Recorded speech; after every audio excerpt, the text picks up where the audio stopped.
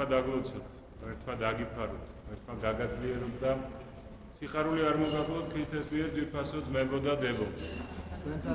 კვირა ძალის მადლი და ძალა შეგეწიოთ. ზიარებას გილოცავთ ყველას საკურნებლად სულისა და ხორცისა გქონოდეთ. ხვალ მარხვა იწყება ხალხო. ხვალ იწყება მოციქულთა ანუ პეტრე პავლობის მარხვა. და გისურვებთ რომ ყველას ძალიან ჯანმრთელად, ძალიან გულიანად და მადლიანად გაგვეტარებინოს და გაგეტარებინოთ ეს პერიოდი. ეს პერიოდიც და სხვა პერიოდებიც, მაგრამ მარხვის პერიოდი ყოველთვის განსაკუთრებული გონების მოკრების, მობილიზების დროა ხოლმე ზოგადად ქრისტიანთათვის. ყოველი ჩვენგანი სხვანაირად ემზადება სამარხო პერიოდისთვის, უფრო ცდილობს რომ თავის თავს აჯობოს, თუ როგორ ვთქვათ, უკეთესი იყოს, რაც მანამდე ვერ გააკეთა, რასაც მანამდე დრო ვერ დაუთმოს. საერთოდ აი ეს დროის განაწილების კულტურა არის ერთ-ერთი ყველაზე უმნიშვნელოვანესი ყოველი ჩვენგანის, ყოველი ადამიანის ცხოვრებაში. რამდენად შეგვიძლია ხოლმე ჩვენ რო სწორად გადავანაწილოთ დრო. ალბათ აი ახლა მე-20 საუკუნეში რომ მოეგონა ვინმეს მაგალითად რომ კვირა დღეს დასვენება უნდა იყოს. ერთი დღე უნდა გამოვყოთ, აი 7 დღეთ დავყოთ დრო და ერთი დღე გამოვყოთ რაღაცა ამბისთვის, ხო? სულიერებისთვის და ასე შემდეგ, როგორც უფალი გვეუბნება, ერთი დღე ჩემია, დანარჩენი დღეები ვიშრომეთ, საქმე აკეთებ, ცუდი გააკეთე თუ არა. იმ ადამიანს აუცილებლად მისცემდნენ ალბათ, რა ვიცი, ნობელის პრემიას და თუ კი რამე ჯილდო არსებობს. იმიტომ რომ მან დრო რაღაცა ლოგიკით გაანაწილა. ანუ მან ჩვენი ცხოვრება რაღაცნაირად მოაწესრიგა. ყველაფერი ის, რაც ჩვენ ცხოვრებას მოაწესრიგებს, ყველაფერი ის, რაც ჩვენ ცხოვრებას გარკვეულ ხერხემალს, ძალას მისცემს, ეს არის ყოველთვის ძალიან ძვირფასი და ყოველთვის ძალიან მოსაფრთხილებელი. მაგალითად, დღევანდელი სახარება მოვისმინეთ ჩვენ, უფალი საკმაოდ მკაცრ სიტყვებს ამბობს, ვისაც ვინმე და რამე ეყარებაო ჩემზე მეტად. თუნდაც დედა, მამა, შვილი, ცოლი, ქმარი, უახლოესი ადამიანები, ის არ არისო ჩემი ღირსი. როგორ უფალი თითქოს იმას გვეუბნება, რომ არ უნდა გვიყვარდეს ჩვენი ახლობლები? არა. უფალი გვეუბნება სიმართლეს. უფალი გვეუბნება სინამდვილეს, რომ თუ ადამიანს ნამდვილი საფრთხო გააზრება არ აქვს ცხოვრებისა მთლიანობაში, თუ ადამიანს ღვთის თვალით, ღვთის სინათლეზე, ღვთის შუქზე არ ესმის, რა არის დედმამიშვილობა, რა არის უფროს უმცროსობა, მშობლისა და შვილის ურთიერთობა, თავისთვის როგორც შვილისთვის და თავისთვის როგორც მშობლისთვის, რა არის ყველაფერი საერთოდ გარშემო, მაშინ ის სიყვარულებიც აზრს, შინაარს, ძალას, მომავალს და კეთილნაყოფს იქნება მოკლებული. აზრი არ ეკნება თითქოს და იმიტომ რომ ძალიან მარტივი იქნება ყველაფერი გადაითარგმნოს მხოლოდ მომხმარებლურ დამოკიდებულებაზე. მხოლოდ იმაზე, ვის ვინ ჭირდება, ვის ვინ როგორ გამოადგება და ასე შემდეგ. ეს რა თქმა უნდა იმ ღირსებას, რაც ადამიანს და მით უმეტეს ქრისტიან ადამიანს შეეფერება, მთლად არ ემთხვევა. აი რამოდენიმე წლის წინ თითქოს და ისეთ შეუფერებელ მაგალითს მოვიტან ახლა და შუაში ვართ, მაგრამ დავფიქრდეთ, აბა როგორ ხდება ხოლმე ზოგჯერ ცხოვრებაში. რამდენიმე წლის წინ აფრიკის რამდენიმე ქვეყანაში გამოაცხადეს, იცით რომ აკრძალულია სპილოებზე ნადირობა. ზოგადად აკრძალულია, იმიტომ რომ ცოტა დარჩა ეშვის გამო ხოცავდნენ მათ და სპილოს ძვალი ძალიან ძვირი ღირს და მთელი ამბავი. და აკრძალულია მათზე ნადირობა, მაგრამ მომრავლდნენ, არ ვიცი კონგო იყო თუ ნიგერია იყო თუ სად იყო, ეს სპილოები თურმე ძალიან მომრავლდნენ და სპილოებს აქვთ ძალიან ესეთი მოწესრიგებული სოციალური სისტემა. ესეთი სტრუქტურიზებულია, იქ არის ამ ჯგუფის თუ ჯოგი ქვია თუ რაც ქვია სათავეში დგას თავარი დედალი სპილო, იქ არიან მერე სხვადასხვა ასაკის ეს დედალი სპილოები ბევრი შეკრებილი როგორც წესი ამ გუნდის ნაწილია, მაგრამ ცალ-ცალკე გადაადგილდებიან ხოლმე გვერდიგვერდ ორ გუნდად მამალის სპილოები და ასე შემდეგ. და მამალ სპილოებში როგორც წესი გადადის ხოლმე ყველა მოხუცის სპილო. როგორც მოხუცი მამალის სპილოები, ისე ხშირ შემთხვევაში მოხუცი დედალის სპილოებიც. და ანუ ისინი უფრო უვლიან. და ეს ორი გუნდი ერთად მოძრაობს. ოღონდ ეს ერთი გუნდია, მაგრამ რაღაცნაირად ახლოს. და ბრძანება გაიცა, რომ რაღაცა ეს ასაკიანი სპილოები მამალის სპილოები დახოცეთ. იმიტომ რომ რაღაცა ბევრნი არიან, ქვეყანას შემოსავალი ექნება, იმიტომ რომ მათ უკვე 3-4 მეტრიანი დიდი ეშვები აქვთ. ისედაც რაღაცა დადიან, დღეს აფუჭებენ და ასე შემდეგ, მოკლედ. და რა უნდათ მონადირეებს მეტი, გამოცხადდა ალიაქოთი, ნადირობაში ფული აიღეს, ძვალშიც ფული აიღეს, დახოცეს, დაწყვიტეს, ერთ წელიწადში გააჩანაგეს თურმე ეს მოხუცის სპილოები. და დაიწყო ძალიან დიდი პრობლემები. დაიწყო ძალიან სერიოზული პრობლემები. ახალგაზრდა მამალის სპილოები, რო ჩხუბობდნენ ხოლმე იქ ამ ჯოგში ადგილის მოსაპოვებლად, ვეღარ ჩერდებოდნენ და ხოცავდნენ ერთმანეთს. ახალგაზრდა დედალის სპილოები, რო ჩხუბობდნენ ხოლმე რაღაცაზე, საჭმელზე ან სპლიყვების მიხედვაზე, აღარ ჩერდებოდნენ. და ისინი უზიანებდნენ ერთმანეთს რაღაცას, ამ ბავშვებს ხოცავდნენ. და ძალიან ბევრი რო ჩამოვთვალოთ, 1-7 თუ 8 პუნქტი იყო ჩამოთვლილი, რაც აირია ამ ჯოგებში. აირია გამრავლება, აირია გადაადგილება, აღარ იცოდნენ გვალვა რო დაიწყო, საწასულიყვნენ. შიმშილით იხოცებოდა ზოგჯერ თლიანი ჯოგი, უწყლობით. შიმშილით. სპილოები დიდხანს ცხოვრობენ, ჩვენსავით 70-80 100 წლამდე ცხოვრობენ. და ისინი კვდებოდნენ რაღაცა უწყლობით და ასე შემდეგ. ძალიან აირია მოკლედ მათი ცხოვრება. და დაიწყეს ფიქრი, რომ რა მოხდა, შარშან ეს ჯოგები კარგად იყვნენ, პირიქით გამრავლებულები და გადიდებულები წელს გლახათა ამათსა. და მიხვდნენ, რომ აი ამ უფროსი სპილოების დახოცვით დაშავდა ძალიან დიდი რამე და დაირღვა ის ბალანსი, რომელიც არ უნდა დარღვეულიყო. იმიტომ რომ როგორც კი ახალგაზრდა სპილოები, მამლები თუ დედლები ჩხუბს და ალიაკოც იწყებდნენ, მოდიოდა უფროსი მამალის სპილო და ისინი ჩერდებოდნენ, რაღაცა აჩერებდნენ. როგორც კი ამათ აღარ იცოდნენ წყალი სად დაელიათ ახალგაზრდებმა, ის უფროსები, რომლებსაც 70 წელი აქვთ იმ კონტინენტზე და იმ არეალში გატარებული და ძალიან კაი მახსოვრობა აქვთ, ამბობენ, რომ სპილოები მთელი ცხოვრება იმახსოვრებენ, რომ სახეს ვინმეს რო ნახავენ. უფროს სპილოებს მიყავდათ ხოლმე მთელი ჯოგი, თუნდაც ყველაზე გადახვეწილ ადგილზე, სადაც შეიძლება წყალი დაელიათ. და ასე შემდეგ. გზა ახსოვდათ, რაღაცეები და აი ეს გამოცდილება იყო, რაც დიდსაც ინახავდა და პატარასაც. და თითქოს და ხელოვნურად მათ ტვირთი შეუმსუბუქეს, გამოხჭირეს, რომ აღარ გდიოთ ამ მოხუცების გუნდმა თან. და ამ დროს პირიქით აირია და აიწეცა ყველაფერი. ანუ იმას თავისი ადგილი აქვს, იმას თავისი ადგილი აქვს. ეს არის ცხოვრება, ისეთი როგორიც ღმერთმა გააჩინა. სიცოცხლე ჩვენ არ მოგვიტანია და ჩვენ თვითონაც კი ჩვენით არ დავბადებულ ვართ და ჩვენით არ ცოცხლობთ არც ერთი დღე, რომ ჩვენით გადავწყვიტოთ რომელიმე სიცოცხლის შეწყვეტა, თუნდაც საკუთარის. სიცოცხლე უდიდესი საჩუქარია უფლისა და ამიტომაც ის მდგომარეობა მე ძალიან მჯერა, რომ მრევლის წევრებს შორის, ღვთისმიერ ქრისტიან ადამიანთა შორის არ იქნება ესეთი დამოკიდებულება, მაგრამ თუ არის, ყველა გავფრთხილდეთ, რომ ეს საშინელი შეცდომა არ დაუშვათ ღვთის წინაშე, რომ აი ბოლო 2 დღეა, იცით, ჯერ ისედაც ცეცხლია მთელი მსოფლიო გახვეული და კიდევ ერთ ჩვენ სამეზობლოში რამხელა ამბავი ატყდა, ხო?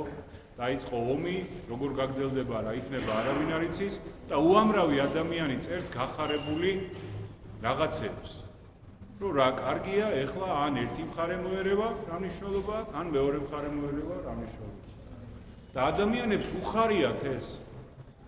და ვიღაცა ავლენს აი ამ ფაშისტურ დამოკიდებულებას ყოველნაირად. ან ირანისადმი, ან ისრაელისადმი. რა მნიშვნელობა? ადამიანები იხოცებიან. უბრალო ადამიანები კვდებიან და ქრისტიან ადამიანს არა აქვს მნიშვნელობა იქ ეს ომი როგორ შეიძლება გამართლდეს ან არ გამართლდეს, ქრისტიან ადამიანს რომ ომი უხარია, მე იმას კი არ ვიძახი, რომ ქვეყანა თუ გვექნა დასაცავი არ უნდა დავიცვათ.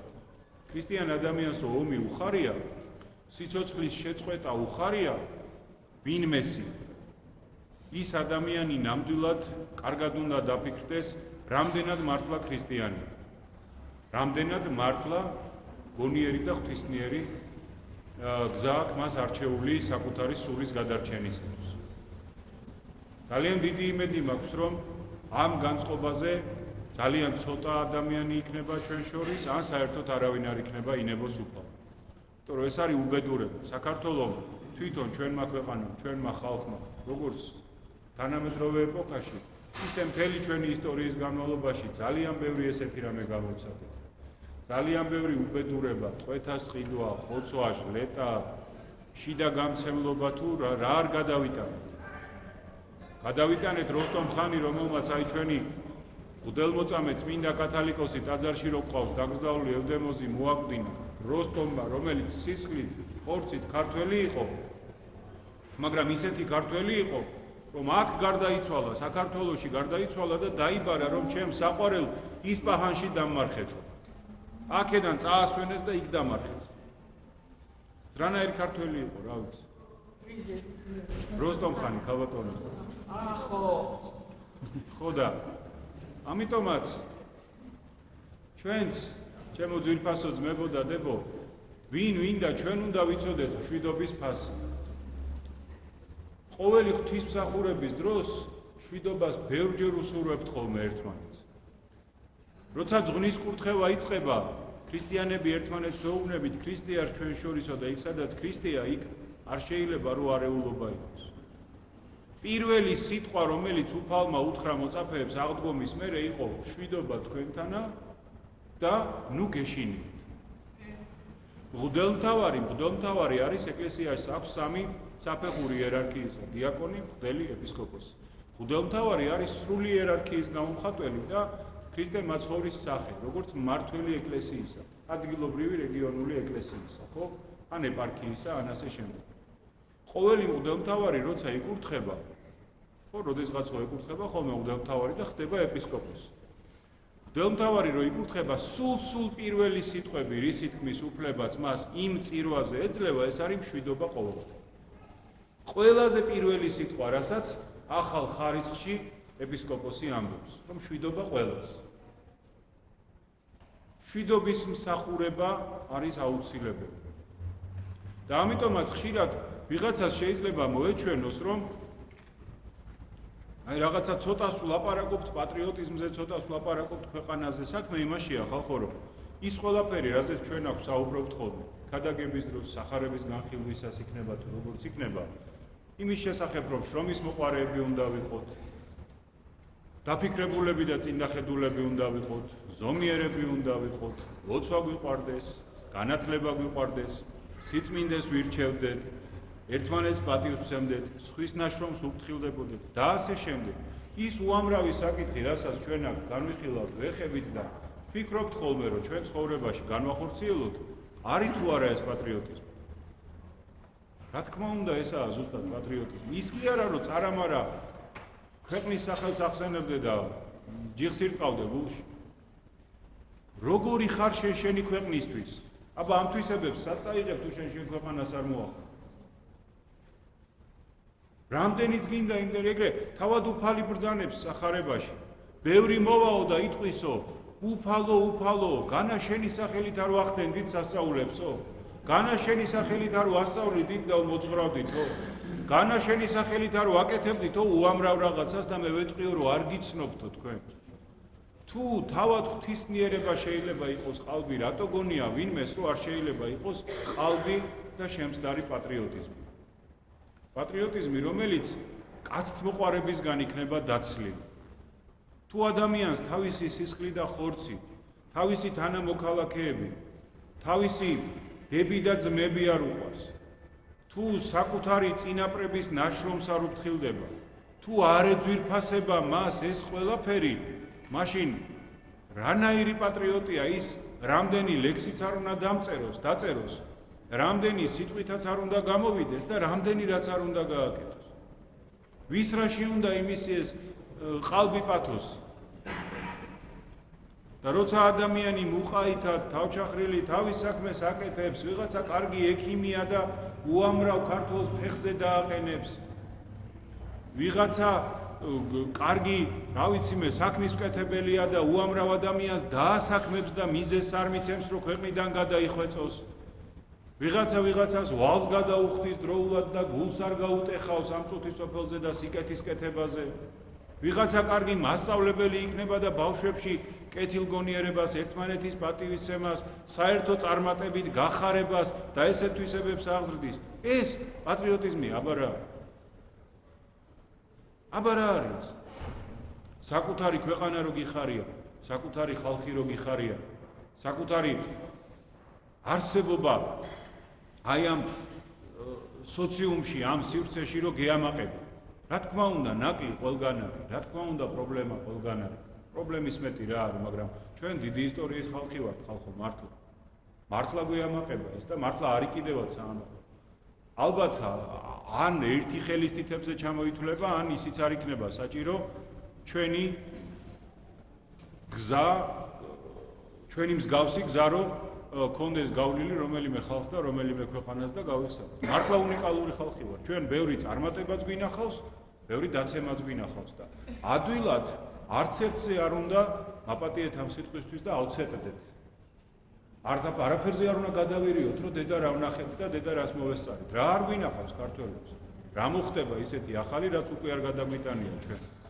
მაგრამ ჭირსაშინა გამაგრება ისე უნდა ვითქვით კირსა. ისიც და გავმაგრდეთ, როგორც ჩვენ სუმნად შოთას დიდ ვეფხისტყაოსანში დაუწერია.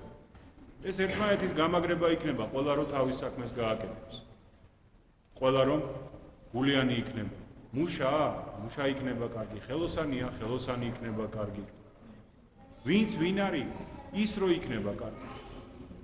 დედას რო დედობა დაეზარება, იმ ბავშვს რა შეაყვარებს ქვეყანას?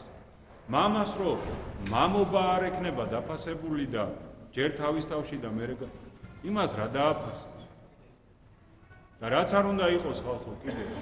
შეიძლება დღეს რაღაცას არ მიეგება პატივი, ხვალ არ მიეგება, მაგრამ ერთი რაღაცა ყოველთვის ფასობს. არასოდეს ამას ვადა არ გაუდის, ესა სისუფთავე, წესიერება და პატიოსნი. და ეს ამაში უნდა ვიყოთ ზუსტად მტკიცეები. და ამით ვიქნებით ჩვენ ზუსტად პატრიოტები. პატრიოტიზმი სადაც როგორ არის საჭირო ისე უნდა იყოს. გელი მგელის ძახილით შეიძლება მართლა რომ გელი გამოჩნდეს, იმ დროს ვეღარ გავერთიანდეთ. ტყუილა ერთმანეთი არ უნდა დავღალოთ. პირიქით ერთმანეთი უნდა გავაძლიეროთ, ერთმანეთი უნდა გავახაროთ, ერთმანეთი უნდა გავაღიმოთ. ერთმანეთს უნდა მოვეფეროთ, ერთი მეორე ჩვენ ჯერ ერთი ისედაც ადამიანი არ მეორდება, ყველა ძვირფასია. ქრისტეს უყვარს ადამიანი და ქრისტეს ბაძავო რო ამბობ, მორწმუნე ადამიანი, ხო მორწმუნეობა არის ქრისტეს მიბაძვა. და თუ კი ქრისტეს ბაძავ, რატო არ გიყვარს მაშინ ადამიანი? რატო გეზიზღება? ოღონდ ეს სიყვარული, რა თქმა უნდა, არ არის ის, რომ ყველაფერი ეპატიოს ვიღაცას და რაც არ უნდა გააფუჭოს, თურმე ეს იყოს, რა ქვია, მოსული. არა, არ შეიძლება ეს. პირიქით ადამიანის სიყვარული არის ადამიანზე ზრუნვა. ახლა მაგალითად ბავშვმა რომ სამართებელი აიღოს ხელში. ახლა ვიმე უყვარს რომ სამართებელი უჭირავს ხელში და ეჭიროსო თქვა? არა, იმათ ხილად უნდა გამოვართვა. ზუსტად იმიტომ არ უნდა მივცე სამართებელი რომ მიყვარს. ზუსტად იმიტომ. იმიტომ კი არა რომ მენანება გაიზრდება და თუ უნდა დილას აღამოს იპარსოს მერე წვერი. ვინ უშლის? ვერთა დალოცოს სუყო. ხო და ამიტომ ჩემო ძვირფასებო აი ჩვენ ზუსტად ეს ფართო აზროვნება უნდა გქონდეს. პატრიარქი სულ გვახსენებდა ხოლმე. ყველა თქვენგანს ახსოვს ეს, იმიტომ რომ ბევრი თქვენგანი დიდი ხნის მრევლია. ვისაც არ ახსოვს და ახალგაზრდაა და ახალი მრევლია, შევახსენებ კიდე რომ სულ ამას გვახსენებდა ხოლმე პატრიარქი, რომ უნდა გქონდეს ღრმა აზროვნება. ღრმა აზროვნება ნიშნავს იმას, რომ ამ რაღაცას რო აქ ხედავ, აქ კი არ ამთავრებ ამის დანახვას. ამაში ეს რას მოიტანს, ეს რას გულისხმობს, ეს რითი მოვიდა, იმასაც დაინახო. და ასეა. როცა ჩვენ ვეცდებით რომ ვიყოთ კარგი საქმის მკეთებლები, ერთმანეთის შრომის დამფასებლები, საკუთარი ისტორია გვეყარება, კარგი ქართულით ვისაუბრებთ რა, გამართული ქართულით საუბარი ქვეყნის სიყვარული არ არის? როცა საკუთარ ენას პატივს და ასე შემდეგ. ხო, ესეც მოფრთხილებაა რაღაცის. როცა ნაკლებ გესლიანი ენა გვექნება და ერთმანეთს რაღაც სისულელეს არ წამოვაძახებთ და ერთმანეთს არ დავჩაგრავთ და ასე შემდეგ, ხო? და ეს არის ზუსტად პატრიოტიზმი. ეს არის ზუსტად მამული შვილობა. და არა ის რომ ვიღაცა წარამარა, აუ ქვეყანა და რა თქმა ეგეთი წაკითხული ლექსი. ლექსებს არ ვერჩი ხალხო ძალიან მიყვარს პირადად. მაგრამ უბრალოდ ჩვენ ხშირად გვეშლება ხოლმე რომ ეს რაღაცა პათოს თვლით ხოლმე რეალურად. არ არის ეს ახლა. სამწუხაროდ არ არის. ვინ იცოდა პავლე მოციქულზე უკეთესად რა დააშავა მისმა მშობლიურმა ერმა. როგორ არ მიიღო ხსნელი, მაცხოვარი, მათთან მოსული მესია. და როგორ უარყვეს იგი და როგორ მოექცნენ მას. პავლეზე კარგად არავის არ ქონდა ეს გაცნობიერებული, არც ერთ ჩვენგანს. იმიტომ რომ თვითონ იყო საკუთარი ერის ძალიან ორგანული და ძალიან ერთგული შვილი, ძალიან განათლებული შვილი და თვითონ იყო უდიდესი მორწმუნე და მოღვაწე რა თქმა უნდა ქრისტე მაცხოვრისა და უერთგულესი მსახური და რჩეული ჭურჭელი, როგორც მას თავად უწოდა უფალმა წმინდა წერილში. მაგრამ პავლე მოციქული აი ამ თავის შემცდარ ერზეც კი ამბობს, რომ მე მოვხვდეო ჯოჯოხეთში, მე დავიღუპო, ოღონდ ჩემი ერი გადარჩეს. აი ეს არის ქრისტიანული დამოკიდებულება. ის კი არა რომ ამართლებ რაღაცა ცუდს, თუ იმ შენ ხალხში არის, არამედ ის რომ შენ ძალიან კარგად იცი რა არის სწორი, მაგრამ მაინც რჩები საკუთარი ერის, საკუთარი ხალხის ერთგულად, ნაწილად, მსახურად და მზრუნველად. ყოველთვის ყველაფერი არ გამოდის, მაგრამ ამ განწყობაზე უარის თქმა, ეს იქნება უდიდესი შეცდომა. და ეს იქნება ძირის გამოთხრა ჩვენი ხვალინდელი დღისთვის. ღვაწლი არ არის ადამიანი რომ შვილს გააჩენს, აბა რა არის? ღვაწლი არ არის ვიღაცას რომ მაგალითად კანონდებელია და ისეთ კანონს რომ მიიღებს რომ ერის გამრავლებას შეუწყობს ხელს. აბა რა არის? ვიღაცა რომ ჯანდაცვის სფეროშია მაგალითად და ისეთ წამლებს შემოიტანს, ისეთ საკვებს ისე შეამოწმებენ ყველაფერს, რომ ადამიანები ავად არ იქნებიან და ცუდად არ იქნებიან და საშინელი ადამიანური ტვირთი არ დაეკისრება ვიღაცას თავის ყოველდღიურობაში. და მარტივია ესა არ არის მარტივი. ამიტომაც პატრიოტიზმი ხალხო არის შრომა, ეს არის კბილის კბილზე დაჭერა და ძალიან ბევრი საქმის კეთება. თორე კარგად ვიცით რომ და ეს ძალიან ცნობილი გამოთქმაა. პატრიოტიზმი არამზადების უკანასკნელი თავშესაფარია. ესეც ყველამ ძალიან კარგად იცით თქვენ განათლებული ხალხი ბრძანდება. ამიტომ უნდა გავარჩიოთ ხოლმე ყოველთვის ის ყალბი პატრიოტიზმი, რომელიც სინამდვილეში ქვეყანას გამოხრავს, მხოლოდ ფორმას დატოვებს, მხოლოდ ფუტლიარს დატოვებს და პატრიოტიზმი, რომელიც არის თავდადება. მამული შვილობა, რომელიც არის ყოველდღიური ზრუნვა ქვეყნისთვის, რაღაცას რომ მოიკლებ და რაღაცას რო გააკეთებ.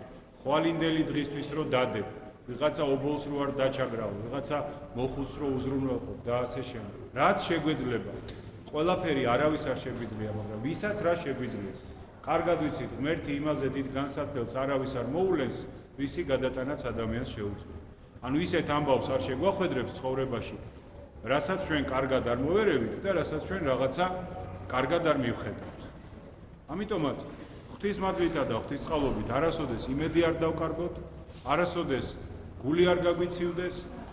აი გახსოვთ მაცხოვრის სიტყვები, რომ ბოლო ჟამს ახალ ქართულათაც და სხვა შორის ძველ ქართულათაც სიტყვები არის ესეთი, რომ ახალ აღთქმაში, რომ ბოლო ჟამს მრავალის სიყვარული გახმება და ორიგინალი რო წავიკითხოთ, როგორც ეს წერია, მაცხოვარი ამბობს, რომ ბევრი სიყვარული მოიყინება. ყინვა ახმობს კიდევაც მცენარეს, სიცივე ახმობს მცენარეს. აი ეს არის ზუსტად რომ რაღაცა მოიყინება. ის სიცივე, ის უგულობა, ის უთავობა, ის უპასუხისმგებლობაა, რომ ხელს აგაღებინებს ყველაფერზე მერე და რა ვიცი. ამიტომაც ძალიან ემოციური ხალხი ვართ ხალხო ჩვენ ქართველები ზოგადად. მადლობა ღმერთს, რაც ვართ ცუდები არა ვართ, კარგები ვართ, მაგრამ ვეცადოთ რომ ყველა ჩვენგანი რა თაობაც არ უნდა ვიყოთ, ვინც არ უნდა ვიყოთ.